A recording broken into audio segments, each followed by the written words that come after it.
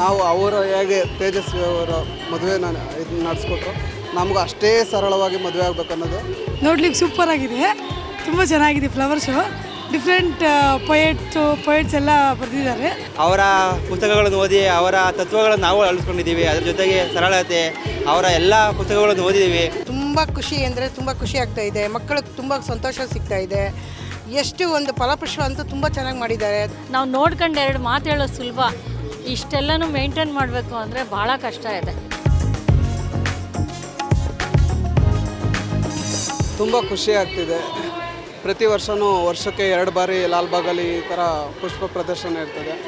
ಈ ಬಾರಿ ತೇಜಸ್ವಿ ಅವ್ರದ್ದು ಒಂದು ಅವರ ಸಂಪೂರ್ಣ ಜೀವನದ ಇದನ್ನು ಇಲ್ಲಿ ಚಿತ್ರಿಸಿರೋದು ಮತ್ತು ಬಿತ್ತಿಸಿರೋದು ನಮಗೆ ತುಂಬ ಖುಷಿಯಾಗಿದೆ. ನಮಗಂತೂ ಅದು ತೇಜಸ್ವಿ ಅಂದ್ರೇ ಪರಿಸರ ಅಂದ್ರೆ ತೇಜಸ್ವಿ ಅನ್ನೋ ಒಂದು ಕಲ್ಪನೆಯಲ್ಲಿ ನಾವು ಇದ್ದೀವಿ. ನಮಗೆ ಅವರು ಪರಿಸರ ನೆನಪು ಮಾಡಿದ್ರೆ ತೇಜಸ್ವಿ ಅವ್ರ ಮುಖ ಅಷ್ಟೇ ನಮಗೆ ನೆನಪು ಬರುತ್ತೆ. ಹಂಗಾಗಿ ಈ ಬಾರಿ ತೇಜಸ್ವಿ ಅವ್ರ ಜೀವನನ ಇಲ್ಲಿ ರೂಪಿಸಿರೋದ್ರಿಂದ ನಮಗೆ ಬಹಳ ಖುಷಿಯಾಗಿದೆ. ಹಂಗಾಗಿ ನಾವೆಲ್ಲರೂ ಒಟ್ಟಿಗೆ ಬಂದು ತುಂಬ ಎಂಜಾಯ್ ಮಾಡ್ತಾಯಿದ್ವಿ. ತುಂಬ ಖುಷಿ ಆಗ್ತಿದೆ. ಸಾವಿರಾರು ಜನ ಬಂದಿದ್ದಾರೆ, ಬಟ್ ನೀವು ಡಿಫ್ರೆಂಟಾಗಿ ಕಾಣಿಸ್ತಾರೆ. ಯಾಕಂದರೆ ಮಂತ್ರಮಾಂಗಲ್ಯ ಪುಸ್ತಕ ಇಟ್ಕೊಂಡಿದ್ದೀರಾ, ಸೊ ಅದ್ರ ಬಗ್ಗೆ ಏನು ಹೇಳ್ತೀರಾ? ನೀವು ಪುಸ್ತಕ ಇಟ್ಕೊಂಡಿರೋದು ಅಥವಾ ಏನಾದರೂ ಯಾರಿದ್ದಾರೆ ಏನು ಅಂತ? ಖಂಡಿತ ಹೌದು ಇದೆ. ನಮಗೆ ಆಡಂಬರದ ಮದುವೆ ಬಗ್ಗೆ ನಮಗೆ ಅಷ್ಟೊಂದು ಒಲವು ಇಲ್ಲ. ಮೊದಲಿನಿಂದನೂ ನಮ್ಮಿಬ್ಬರ ಇಚ್ಛೆ ಇರೋದು ಸರಳವಾಗಿ ನಾವು ಮದುವೆ ಆಗಬೇಕು ಅನ್ನೋದೇ ನಮ್ಮ ಒಂದು ಆಸೆ ಸಹ. ಹಂಗಾಗಿ ನಾವು ಮಂತ್ರಮಾಂಗಲ್ಯ ಕುವೆಂಪು ಅವರ ಆಶಯದಂತೆ ನಾವು ಅವರು ಹೇಗೆ ತೇಜಸ್ವಿ ಅವರ ಮದುವೆನ ಇದು ನಡೆಸ್ಕೊಟ್ರು, ನಮಗೂ ಅಷ್ಟೇ ಸರಳವಾಗಿ ಮದುವೆ ಆಗಬೇಕು ಅನ್ನೋದು ನಮ್ಮ ಆಸೆ ಇರೋದ್ರಿಂದ ನಾವು ಮಂತ್ರಮಾಂಗಲ್ಯ ಇದನ್ನು ನಮ್ಮ ಒಪ್ಪಿ ಮಾಡ್ಕೊಳ್ಳೋರು ಇದ್ದೇವೆ. ಒಪ್ಪಿಗೆ ಇರೋದಕ್ಕೇ ಬಂದಿರೋದು, ಅದ್ರ ಪ್ರಕಾರನೇ ಮಂತ್ರಮಾಂಗಲ್ಯದ ಪ್ರಕಾರನೇ ಆಗಬೇಕು ಅಂತಿರೋದು. ಹಾಗಾಗಿ ಇವತ್ತು ಒಳ್ಳೆ ದಿನ ಅಲ್ಲ, ಅದಕ್ಕೆ ಬಂದಿದ್ದು. ಈ ಟೈಮ್ ಒಳ್ಳೇದು ಅಂತ ಬಂದಿದ್ದೀರಿ. ಫ್ಯಾಮಿಲಿ ಅವ್ರ ರೀತಿ ಒಪ್ಕೊಂಡಿದ್ದಾರೆ, ಎಲ್ರದ್ದು ಸಂಪೂರ್ಣ ಒಪ್ಪಿಗೆ ಇದೆ. ಯೂಶಲಿ ವರ್ಷ ಬರ್ತಿರ್ತೀವಿ. ಈ ವರ್ಷ ಇನ್ನೂ ಡಿಫ್ರೆಂಟ್ ಆಗಿದೆ. ಫ್ಲವರ್ ಶೋ ನೋಡ್ಲಿಕ್ಕೆ ಸೂಪರ್ ಆಗಿದೆ, ತುಂಬ ಚೆನ್ನಾಗಿದೆ. ಫ್ಲವರ್ ಶೋ ಡಿಫ್ರೆಂಟ್ ಪೊಯೆಟ್ಸ್ ಎಲ್ಲ ಬರೆದಿದ್ದಾರೆ. ನೋಡಲಿಕ್ಕೆ ಮಕ್ಕಳಿಗೂ ಒಂಥರ ಎಜುಕೇಷನಲ್ ಆಗಿದೆ. Very nice flower show. Family ಜೊತೆಗೆ ಬಂದಿರೋದು, ಫ್ಯಾಮಿಲಿ ಜೊತೆ ಬಂದು ಇನ್ನೂ ಸೂಪರ್ ಆಗಿದೆ. ಸ್ಯಾಟರ್ಡೆ ಸಂಡೇ ವೀಕೆಂಡ್ಸು ವರ್ಷ ಯಾರೂ ಮಿಸ್ ಮಾಡಬೇಡಿ ಫ್ಲವರ್ ಶೋ.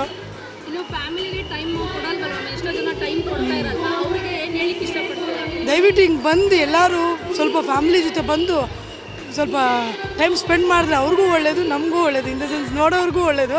ಫ್ಯಾಮಿಲಿ ಮೆಂಬರ್ಸ್ ಎಲ್ಲ ಜೊತೆಯಲ್ಲಿರ್ತಾರೆ. ನೀವು ಹೆಣ್ಮಕ್ಳಿಗೆ ಏನು ಹೇಳಿಕ್ಕೆ ಇಷ್ಟಪಡ್ತೀರಾ? ಅಂದರೆ ಅವಾಗ ಕೆಲಸ ಮನೆ ಅಂತ ಸಿಂಕ್ ಆಗಿಬಿಡ್ತಾರೆ, ಮಕ್ಳಿಗೆ ಟೈಮ್ ಕೊಡ್ತಿರಲ್ಲ, ಹಸ್ಬೆಂಡ್ ಅಂದರೆ ಹೊರಗಡೆ ಬರೋದು. ದಯವಿಟ್ಟು ನೀವು ಮಾತ್ರ ಮನೇಲಿ ಇರಬೇಡಿ, ಹೊರಗಡೆ ಬನ್ನಿ.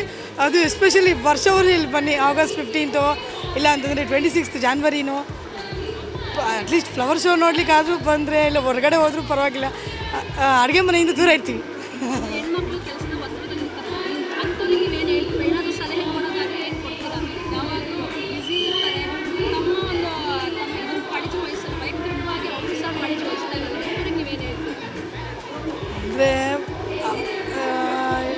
ಆದಷ್ಟು ಹೊರಗಡೆ ಬರಬೇಕು. ಮನೆಯಲ್ಲೇ ಇದ್ದು ಪಾಪ ಕೆಲಸ ಅದು ಇದು ಅದರಲ್ಲೇ ಬ್ಯುಸಿ ಇರ್ತಾರೆ. ಹೊರಗಡೆ ಬಂದು ಅವ್ರಿಗೂ ಒಂದು ಸ್ವಲ್ಪ ಮೈಂಡ್ ಫ್ರೀ ಆಗುತ್ತೆ. ನೆನಮಂಗಲದಿಂದ ಬಂದಿದ್ದೀನಿ. ನನಗೆ ತುಂಬ ಖುಷಿ ಅನಿಸ್ತಿದೆ. ತೇಜಸ್ವಿ ದೊಡ್ಡ ಅಭಿಮಾನಿ.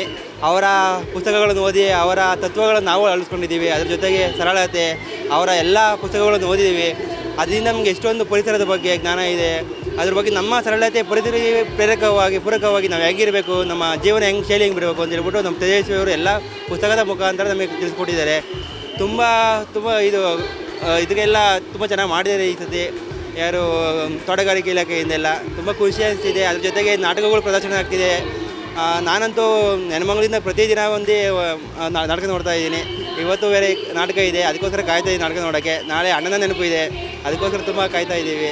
ತುಂಬ ಖುಷಿ ಆಗ್ತಿದೆ. ಅವರ ಬರಹಗಳನ್ನ ಪುಸ್ತಕ ರೂಪದಲ್ಲಿ ನೋಡಿ ಇವತ್ತು ನಾಟಕದ ರೂಪದಲ್ಲಿ ನೋಡಿದಾಗ ಅದನ್ನ ತುಂಬ ಖುಷಿ ಆಗ್ತಿದೆ. ಅದರಲ್ಲಿ ಎಷ್ಟೊಂದು ನಾವು ಪಾತ್ರಗಳ ಬಗ್ಗೆ ನಮಗೆ ಏನು ಸನಿಹದಲ್ಲಿ ಏನು ನಡೀತೆ ಘಟನೆ ಥರ ನಮಗೆ ಕಾಣ್ತಿದ್ದೆ. ಬುಕ್ದಲ್ಲಿ ಬರಹದಲ್ಲಿ ನಾವು ಕಲ್ಪನೆ ಮಾಡ್ಕೊಂಡಿದ್ವಿ, ಬಟ್ ನಾಟಕ ರೂಪದಿಂದ ನೋಡಿದಾಗ ನಂಗೆ ತುಂಬ ಆತ್ಮೀಯವಾಗಿ ಇನ್ನೂ ಹತ್ರವಾದ್ವಿ ನಾವು ತೇಜಸ್ವಿ ಅವರಿಗೆ. ತುಂಬ ಅಭಿಮಾನಿ ಆದ ಇನ್ನೂ ತುಂಬ ಖುಷಿ ಆಗ್ತಿದೆ. ಹೌದು. ಸಾಹಿತ್ಯಗಳ ಬಗ್ಗೆ ಆಗಿರ್ಬೋದು, ಕವಯಿತ್ರಿಗಳ ಬಗ್ಗೆ ಏನು ಗೊತ್ತಿರಲ್ಲ ಎಷ್ಟೋ ಜನ ಈಗಿನ ಜನರೇಷನ್ ಮಕ್ಕಳಿಗೆ, ಅವ್ರಿಗೆ ನೀವೇನಂತ ಹೇಳಿಕ್ಕೆ ಇಷ್ಟಪಡ್ತೀರಾ? ಅವ್ರಿಗೆ ನಾನು ಏನಂತ ಹೇಳೋಕ್ಕೆ ಇಷ್ಟಪಡ್ತೀನಿ ಅಂದರೆ ಫಸ್ಟಲ್ಲಿ ಓದುಗರು ಮೊದಲ ಏನೋ ಓದ್ತಾರೆ ಅವರೆಲ್ಲ ಮೊದಲ ಓದುಗರು ಅವರ ತೇಜಸ್ವಿ ಅವರ ಹಲವಾರು ಪುಸ್ತಕದ ಮುಖಾಂತರ ಓದೋಕ್ಕೆ ಶುರು ಮಾಡಿದ್ರೆ ನಿಜವಾಗ್ಲೂ ಅವ್ರು ದೊಡ್ಡ ಒಬ್ಬ ಓದುಗರಾಗಿ ನಿರ್ಮಿಸ್ಕೊಬೋದು ಅವ್ರನ್ನ. ಅದ್ರ ಜೊತೆಗೆ ನಮ್ಮನ್ನು ನಾವು ವ್ಯಕ್ತಿತ್ವ ವಿಕಸನ ಮಾಡ್ಕೊಬೋದು. ತೇಜಸ್ವಿ ಕರವಲದಿಂದ ಸ್ಟಾರ್ಟ್ ಮಾಡಿದಾಗ ಎಲ್ಲ ಸರಳ ಭಾಷೆಯಲ್ಲಿ ಇದೆ ಕರವಲ ಪುಸ್ತಕ, ಅದನ್ನು ನಾವು ಮಾಡ್ಬೋದು, ಓದ್ಬೋದು. ಇತ್ತೀಚೆಗೆ ಯುವಕರೆಲ್ಲ ಸೋಷಿಯಲ್ ಮೀಡಿಯಾಗೆ ಅಡಿಕ್ಟ್ ಆಗ್ತಿದ್ದಾರೆ. ಹೌದು. ಅದ್ರ ಬಗ್ಗೆ ಏನು ಹೇಳ್ತಾರೆ? ಪುಸ್ತಕನ ಹೆಚ್ಚಾಗಿ ಓದಬೇಕು ಅಂತಾರೆ ಅಥವಾ ಸೋಷಿಯಲ್ ಮೀಡಿಯಾದಿಂದ ದುಡ್ಡು ಸಂಪಾದನೆ ಮಾಡೋದು ಜಾಸ್ತಿ ಆಗ್ಬಿಟ್ಟಿದ್ರೆ ಎಲ್ಲರೂ ಓದೋದನ್ನು ಬಿಟ್ಟು ಈ ಥರ ಎಲ್ಲ ಮಾಡ್ತಾರೆ. ಅದ್ರ ಬಗ್ಗೆ ಏನು ಹೇಳ್ತಾರೆ ಮ್ಯಾಮ್? ಅದ್ರ ಬಗ್ಗೆ ಏನಂತ ಹೇಳ್ತೀವಿ, ಸೋಷಿಯಲ್ ಮೀಡಿಯಾ ನಮಗೆ ಅಡಿಷನ್ ಆಗಿಬಿಟ್ಟಿದೆ ಫುಲ್ ಎಲ್ಲದಕ್ಕೂ. ನಾವೇನೇ ಮಾಡಿದ್ರು ಅವರೇ ಸೆಲ್ಫಿ ತೊಗೊತೀವಿ, ಇನ್ನೊಂದೇನೋ ಮಾಡ್ತೀವಿ, ಪೋಸ್ಟ್ ಹಾಕ್ತೀವಿ. ಅದ್ರ ಬಿಟ್ಟು ಅದರಿಂದ ನಮ್ಗೆ ಏನೂ ಆಗ್ತಿಲ್ಲ, ಬಟ್ ಅಡಿಷನ್ ಆಗ್ತಿದೆ. ಅದ್ರ ಜೊತೆ ನಾವು ಪುಸ್ತಕಗಳ ಮುಖಾಂತರ ಓದಿದಾಗ ನಮ್ಮಲ್ಲಿ ನಾವಿರೋಂಥ ಇನ್ನೊಂದು ಕಲೆ ಏನು ಪ್ರತಿಭೆ ಇದನ್ನು ಹೊರಗೆ ಹಾಕ್ಬೋದು ಹೊರಗಡೆ. ಅದರಿಂದ ಏನು ನಮ್ಮ ಲೈಫಲ್ಲಿ ಹೆಂಗಿರುತ್ತೆ ಅಂದರೆ ನಮಗೆ ಪರೀಕ್ಷೆ ಕಾಲೇಜ್ ಟೈಮಲ್ಲೆಲ್ಲ ಪರೀಕ್ಷೆ ಇರುತ್ತೆ, ಅದು ನಾವು ಎಕ್ಸಾಮ್ ಬರ್ತೀವಿ, ಒಂದು ಇದಿರುತ್ತೆ. ಬಟ್ ಇದರಲ್ಲಿ ಜೀವನ ಬದುಕಿನಲ್ಲ ಥರ ಪರೀಕ್ಷೆ ಬಂದಾಗ ಇಂಥ ಪುಸ್ತಕಗಳನ್ನು ಓದಿದಾಗ ಮಾತ್ರ ಅದನ್ನು ಫೇಸ್ ಮಾಡ್ಬೋದು ಅಂತ ನನ್ನ ಅನಿಸಿಕೆ ಮೇಲೆ. ತುಂಬ ಖುಷಿ ಆಗ್ತಾ ಇದೆ. ನಮ್ಮ ಬೆಂಗಳೂರು ತುಂಬ ಖುಷಿ ಅಂದರೆ ತುಂಬ ಖುಷಿ ಆಗ್ತಾ ಇದೆ. ಮಕ್ಕಳಿಗೆ ತುಂಬ ಸಂತೋಷ ಸಿಗ್ತಾ ಇದೆ. ಎಷ್ಟು ಒಂದು ಫಲಪುಷ್ಪ ಅಂತೂ ತುಂಬ ಚೆನ್ನಾಗಿ ಮಾಡಿದ್ದಾರೆ. ತುಂಬ ಹೇಳೋಕ್ಕಾಗಲ್ಲ, ಅಷ್ಟು ಚೆನ್ನಾಗಿದೆ. ಯಾರು ಬೇಕಾದ್ರೂ ವೆಲ್ಕಮ್ ಬರ್ಬೋದು. ಲಾಸ್ಟ್ ಸೋಮವಾರ ಅಂತ ಹೇಳ್ತಾ ಇದ್ದಾರೆ. ತುಂಬ ಚೆನ್ನಾಗಿದೆ. ಈಗ ಎಷ್ಟೋ ಜನ ಹೆಣ್ಮಕ್ಳು ಮನೇಲೇ ಇರ್ತಾರೆ, ಅವ್ರಿಗೆ ಅವರ ಕೆಲಸದ ಒತ್ತಡದಲ್ಲಿ ಎಲ್ಲೂ ಬರ್ಲಿಕ್ಕೆ ಆಗ್ತಿರಲ್ಲ. ಅಂಥ ಹೆಣ್ಮಕ್ಳಿಗೆ ನೀವೇನು ಹೇಳ್ತೀರಾ? ಆಗಲ್ಲ ಮೇಡಮ್, ಸಲಹೆ ಕೊಡೋದಾದರೆ ಅಂಥ ಹೆಣ್ಮಕ್ಳು ಈಗ ಸೋಮವಾರ ರಜಾ ಸಿಕ್ಕಿದೆ ಅವ್ರಿಗೆ, ಕಾರ್ಮಿಕರ ಇದು ಯಾವುದದು ಗಣರಾಜ್ಯೋತ್ಸವ ಇದೆ, ಅವ್ರಿಗೆ ರಜಾ ಸಿಕ್ಕಿದೆ, ಸಂಡೇ ರಜಾ ಸಿಕ್ಕಿದೆ, ಬಹಳ ಒಳ್ಳೆ ದಿನಗಳು ಬಂದಿದೆ. ತುಂಬ ಚೆನ್ನಾಗಿ ಅವ್ರು ಬಂದು ಎಂಜಾಯ್ ಮಾಡ್ಬೋದು. ಸಿಗಲ್ಲ, ನಮಗೆ ಸಮಯ ಸಿಗಲ್ಲ ಅನ್ನೋ ಹೆಣ್ಮಕ್ಳಿಗೆ ಒಳ್ಳೆ ವ್ಯವಸ್ಥಿತ ಆಗಿದೆ. ಈಗ ತುಂಬ ಚೆನ್ನಾಗಿದೆ. ಫ್ಯಾಮಿಲಿಗೆ ಒತ್ತು ಕೊಡಬೇಕು ಅನ್ನೋದು ಅದ್ರ ಬಗ್ಗೆ ಏನು ಇದನ್ನು ಬಿಟ್ಟು ನೆಕ್ಸ್ಟ್ ಅದು ಹೊರತಾಗಿ ಹೊರತುಪಡಿಸಿದ್ರೆ ಈಗ ಎಷ್ಟೋ ಜನ ಫ್ಯಾಮಿಲಿಗೆ ಸೀಮಿತ ಆಗಿರಲ್ಲ, ಹೊರಗಡೆ ಲೈಫ್ಗೆ ಇದಾಗ್ತಾರೆ. ಅಂಥವ್ರಿಗೆ ಸಂಬಂಧದ ಬಗ್ಗೆ ನೀವೇನು ಏನು ಹೇಳಕ್ಕೆ ಇಷ್ಟಪಡ್ತೀರಾ? ಆದರೆ ನಾನೊಂದು ಮಾತು ಹೇಳೋಕ್ಕೆ ಇಷ್ಟಪಡ್ತೀನಿ. ದಯವಿಟ್ಟು ಯಾರೇ ಆಗಿರಲಿ ನಮ್ಮವರು ತಂದೆ ತಾಯಿಗಳನ್ನ ಪ್ರೀತಿಯಿಂದ ನೋಡ್ಕೊಳ್ಳಿ. ತಂದೆ ತಾಯಿನ ಸಾಕಿ, ಅವರು ನಿಮ್ಮನ್ನು ಎಷ್ಟು ಕಷ್ಟಪಟ್ಟು ಸಾಕಿರ್ತಾರೆ. ಅದಕ್ಕೋಸ್ಕರ ತುಂಬ ಪ್ರಾಮುಖ್ಯತೆಯನ್ನು ತಂದೆ ತಾಯಿ ಕೊಡಿ. ಸಂಬಂಧಗಳಿಗೆ ಬೆಲೆ ಕೊಡಿ. ಆದಷ್ಟು ಒಟ್ಟು ಕುಟುಂಬವಾಗಿರೋದನ್ನ ನೋಡಿ. ಬೇರೆ ಬೇರೆ ಇದ್ರೂ ಒಂದು ಫಂಕ್ಷನ್ನಲ್ಲಿ, ಒಂದು ಸಂಬಂಧದಲ್ಲಿ, ಒಂದು ಯಾವುದೇ ಒಂದು ಪ್ರೋಗ್ರಾಮಲ್ಲಿ ಎಲ್ಲರೂ ಒಟ್ಟುಗೂಡಿ ಆ ಪ್ರೀತಿನ ಸವಿನ ತಗೋಬೇಕು ನಾವು. ಮತ್ತು ದುಡ್ಡು ಸಂಪಾದನೆ ಮಾಡ್ಬೋದು, ಮನುಷ್ಯ ಆ ವ್ಯಕ್ತಿತ್ವ ಬಾಂಧವ್ಯನ ಯಾವತ್ತೂ ನಾವು ಸಂಪಾದನೆ ಮಾಡೋಕ್ಕಾಗಲ್ಲ. ಅದನ್ನು ದಯವಿಟ್ಟು ಸರ್ವರು ಅದನ್ನು ನಾವು ಉಪಯೋಗಿಸ್ಕೊಬೇಕು, ಉಳಿಸ್ಕೊಬೇಕು ಅಂತ ದಯವಿಟ್ಟು ಎಲ್ಲರಲ್ಲಿ ಮನವಿ ಮಾಡ್ಕೊಳ್ತೀನಿ, ರಿಕ್ವೆಸ್ಟ್ ಮಾಡ್ತೀನಿ, ಕೇಳ್ತೀನಿ. ಮತ್ತು ನನಗೆ ಇನ್ನೊಂದು ಬಹಳ ಮನಸ್ಸಿಗೆ ನೋವಿದೆ. ನಮ್ಮ ಹೆಣ್ಮಕ್ಳು ಆದಷ್ಟು ಧೈರ್ಯವಂತರಾಗಬೇಕು, ಧೈರ್ಯವಾಗಿ ಓಡಾಡಬೇಕು. ಚಿಕ್ಕ ಮಗು ಇರಲಿ, ದೊಡ್ಡವ್ರು ಇರಲಿ, ಯಾರೇ ಇರಲಿ, ನಮ್ಮ ಸಮಸ್ಯೆಗಳು ಏನೇ ಬಂದರೂ ಎದುರಿಸಿ ನಿಲ್ಲೋಂಥ ಶಕ್ತಿ ನಮ್ಮ ಪ್ರತಿಯೊಬ್ಬರು ಹೆಣ್ಮಕ್ಳಲ್ಲೇ ಇರಬೇಕು ಅಂತ ನಾನು ತುಂಬ ಬೇಡ್ಕೊಳ್ತೀನಿ. ಯಾವುದೇ ಒಂದು ಇದಾಗಲಿ, ಯಾವುದೇ ಒಂದು ತೊಂದರೆಗೆ ಸಿಕ್ಕಿದ್ರೂ ಇವ್ರು ಪೊಲೀಸ್ ಇದ್ದಾರೆ, ಅವರಲ್ಲಿ ಹೋದರೆ ನಮ್ಗೆ ಏನು ತೊಂದರೆ ಆಗುತ್ತೆ ಅದೆಲ್ಲ ನಾವು ಭಯ ಪಡಬಾರ್ದು. ನಮ್ಮಲ್ಲಿ ತಪ್ಪಿಲ್ಲ ಅಂದರೆ ನಾವು ಅದನ್ನು ಆರಾಮಾಗಿ ಮಾತಾಡ್ಬೋದಲ್ವಾ. ಆ ಥರ ಸಮಸ್ಯೆಗಳಲ್ಲಿ ಮತ್ತು ಸಂಬಂಧಗಳಲ್ಲಿ ಮತ್ತು ಎಲ್ಲದಕ್ಕಿಂತ ಮುಗಿಲಾಗಿರೋದು ನನಗೆ ಆಸೆ ಏನಂದರೆ ಆದಷ್ಟು ಆಶ್ರಮಕ್ಕೆ ಬಿಡಬೇಡಿ ತಂದೆ ತಾಯಿನ. ಅದೊಂದು ರಿಕ್ವೆಸ್ಟ್ ಮಾಡ್ತಾಯಿದ್ದೀನಿ. ಯಾಕೆಂದರೆ ನೀವು ಎಷ್ಟು ಪ್ರೀತಿಯಿಂದ ನಿಮ್ಮ ತಂದೆ ತಾಯಿ ನೋಡ್ಕೊಳ್ತಾರೋ ನಿಮ್ಮ ಮಕ್ಕಳು ಪರಂಪರೆಯಾಗಿ ಅವರು ನಿಮ್ಮನ್ನು ಅದೇ ಥರ ಚೆನ್ನಾಗಿ ನೋಡ್ಕೊಳ್ತಾರೆ. ಅದನ್ನು ಫಸ್ಟು ಉಳಿಸ್ಕೊಳ್ಳಿ. ಆ ಪ್ರೀತಿನ ಸವೀರಿ. ಆ ಮೊಮ್ಮಕ್ಕಳಿಗೆ ಅಜ್ಜಿ ತಾತನ ಪ್ರೀತಿನ ಕೊಡಿ. ಕೋಟಿ ಸಂಪಾದನೆ ಮಾಡ್ಬೋದು, ಆ ಪ್ರೀತಿನ ಸಂಪಾದನೆ ಮಾಡೋಕ್ಕಾಗಲ್ಲ ಮೇಡಮ್. ದಯವಿಟ್ಟು ಹೇಳ್ತಾ ಇದ್ದೀನಿ, ನಮ್ಮ ಪ್ರತಿಯೊಬ್ಬರು ಜನರಿಗೂ ಪ್ರತಿಯೊಬ್ಬರಿಗೂ ಹೇಳ್ತಾ ಇದ್ದೀನಿ ಈ ಮಾತು. ನೀವೀಗ ಹೇಳ್ತಾ ಇರುವಂಥದ್ದು ಹೆಣ್ಮಕ್ಳ ಪರವಾಗಿ ನಾನೇ ಹೇಳ್ತಾ ಇದ್ದೀನಿ. ನಮ್ಮ ಹೆಣ್ಮಕ್ಳಲ್ಲೂ ಅಷ್ಟೇ, ಗಂಡು ಮಕ್ಕಳಲ್ಲೂ ಅಷ್ಟೇ. ಹೆಂಡತಿ ಬಂದ ತಕ್ಷಣ ತಾಯಿ ತಂದೆ ಬೇಡ ಅನ್ಬೇಡಿ, ಅಕ್ಕ ತಂಗಿನ ಬೇಡ ಅನ್ಬೇಡಿ. ಅವ್ರನ್ನೂ ಪ್ರೀತಿಸಿ, ಇವ್ರನ್ನೂ ಪ್ರೀತಿಸಿ. ಏಕೆಂದರೆ ಹೆಂಡತಿನ ಎಷ್ಟು ಪ್ರೀತಿಸ್ತಾರೋ ತಾಯಿನ ಅಷ್ಟೇ ಚೆನ್ನಾಗಿ ನೋಡ್ಕೊಳ್ತಾರಂತೆ. ತಾಯಿನ ಎಷ್ಟು ಪ್ರೀತಿಸ್ತಾರೋ ತಂದೆ ತಾಯಿನ ಅಷ್ಟೇ ಹೆಂಡತಿ ಮಕ್ಕಳನ್ನೂ ಪ್ರೀತಿಸ್ತಾರೆ. ಸಂಸಾರನ ಅಷ್ಟೇ ಚೆನ್ನಾಗಿ ತೂಗಿಸ್ಕೊಂಡು ಹೋಗ್ತಾರೆ. ತುಂಬ ಚೆನ್ನಾಗ್ತಿದೆ, ತುಂಬ ಆ್ಯಕ್ಚುಲಿ ಖುಷಿ ಆಗ್ತಿದೆ ನಮಗೂ. ಆ್ಯಕ್ಚುಲಿ ಮಕ್ಳಿಗೆ ತುಂಬ ಇಷ್ಟಪಡ್ತಾರೆ, ಮನೆಗಳಲ್ಲೇ ಇರ್ತಾರಲ್ವ, ಈ ಫ್ಲವರ್ಸ್ ಸಿಕ್ಕಾಪಟ್ಟೆ ಕಲರ್ಫುಲ್ ಆಗಿರುತ್ತೆ. ನಾವು ತುಂಬ ತುಂಬ ದೂರದಿಂದ ಬಂದಿದ್ದು, ನಾವು ಚಿಂತಾಮಣಿಯಿಂದ ಬಂದಿರೋದು. ಇವನಂತೂ 2 ಡೇಸಿಂದ ಅಮ್ಮ ಫ್ಲವರ್ ಶೋ, ಫ್ಲವರ್ ಅಂತ ಫುಲ್ ಎಕ್ಸೈಟೆಡ್ ಆಗಿದ್ದ. ಯಾವಾಗ ಬರ್ತೀರಿ ನೋಡ್ತೀರಿ ಅಂತ ತುಂಬ ಎಕ್ಸೈಟ್ ಆಗಿ ತುಂಬ ಖುಷಿ ಆಯಿತು. ಅವರು ಪೂರ್ಣಚಂದ್ರ ತೇಜಸ್ವಿ ಅವರೇ ಒಂದು ಹುಣ್ಣಿಮೆ ಚಂದ್ರ ಇದ್ದಂಗೆ. ಅವರು ಖಂಡಿತವಾಗ್ಲೂ ಅವರು ಒಂದು ಹುಣ್ಣಿಮೆ ಚಂದ್ರ ಇದ್ದಂಗೆ, ಎಲ್ಲ ನಕ್ಷತ್ರಗಳಿದ್ದಂಗೆ. ತುಂಬ ಚೆನ್ನಾಗಿದೆ. ಆದರೆ 1980 ನಾನು ಇಲ್ಲಿ ವರ್ಕ್ ಮಾಡ್ತಾಯಿದ್ದೆ. ಇಲ್ಲಿ ಅಕ್ವೇರಿಯಂ ಇತ್ತು. ಇಲ್ಲೆಲ್ಲನೂ ಮೇಸ್ತ್ರಿಗಳು ಅವರೆಲ್ಲ ಎಷ್ಟು ಒಳ್ಳೆಯವರಾಗಿದ್ದರು ಅಂದರೆ ಖಂಡಿತ ಹೇಳಕ್ಕೆ 45 ವರ್ಷದಿಂದ ಅಷ್ಟು ಚೆನ್ನಾಗಿ ಇದು ಮಾಡ್ತಾಯಿದ್ರು. ಆವಾಗ ನೀವು ಫಲಪುಷ್ಪ ಪ್ರದರ್ಶನ ನೋಡಬೇಕಾಗಿತ್ತು ನೀವು. ಅದ್ರ ವೈಭೋಗನೇ ವೈಭೋಗ, ರಾಜವೈಭೋಗ ಅಂತಾರಲ್ಲ ಆಗಿತ್ತು.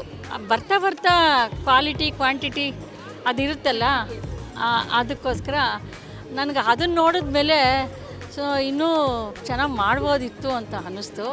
ಚೆನ್ನಾಗಿದೆ, ಅರ್ಧಕ್ಕೆ ಕಷ್ಟಪಟ್ಟಿದ್ದಾರೆ, ಯಾವುದೂ ಸುಮ್ಮನೆ ಆಗೋದಿಲ್ಲ.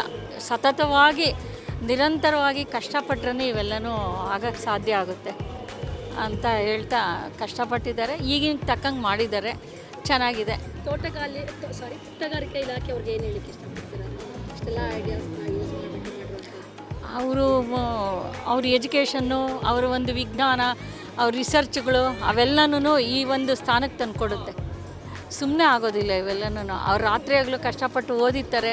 ಕಷ್ಟ ಇದೆಯಮ್ಮ, ಯಾವ್ದು ಮೇಂಟೈನ್ ಮಾಡ್ಬೇಕಾದ್ರೂ ತುಂಬ ಕಷ್ಟ ಇದೆ. ನಾವು ನೋಡ್ಕೊಂಡು 2 ಮಾತು ಹೇಳೋದು ಸುಲಭ, ಇಷ್ಟೆಲ್ಲನೂ ಮೇಂಟೈನ್ ಮಾಡಬೇಕು ಅಂದರೆ ಭಾಳ ಕಷ್ಟ ಇದೆ.